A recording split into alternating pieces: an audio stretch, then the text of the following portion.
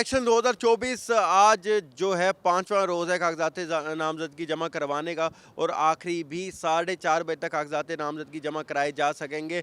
मुल्तान के 6 कौमी असम्बली और 12 सूबाई असम्बली की सीटों पे अब तक 320 से ज़ायद जो अफराद हैं उन्होंने कागजात नामजदगी जमा करा दिए हैं। और सबसे बड़ी खबर ये है कि मखदूम शाह महमूद कुरैशी और उनकी पूरी फैमिली उन्होंने NA 150 और NA 151 और PP 218 से अपने कागजात नामजदगी जमा करा दिए, जिनमें शाह महमूद कुरैशी, ज़ैन कुरैशी और महर बानो कुरैशी जो हैं उन्होंने अपने कागजात नामजदगी इन हलकों से जमा करा दिए हैं। जबकि PP 219 से ज़ैन कुरैशी ने इस हलके से भी अपने जो है वो कागजात नामजदगी जमा कराए हैं। तो 3 हलकों से मजमूई तौर पर जो इनके वालिद हैं शाह महमूद कुरैशी, ज़ैन कुरैशी, उनके बेटे और उनकी बेटी महर बानो कुरैशी, 3 हलके जिनमें जो है NA 150, NA 151 और जो तीसरा हलका है वो है PP 218, जहाँ से पहली दफ़ा शाह महमूद कुरैशी को शिकस्त हुई थी और वहाँ से सलमान कुरैशी जो है वो फातेह रहे थे और इस दफ़ा सलमान कुरैशी भी वहाँ से लड़ने जा रहे हैं। तो देखना होगा कि आखिर वहाँ से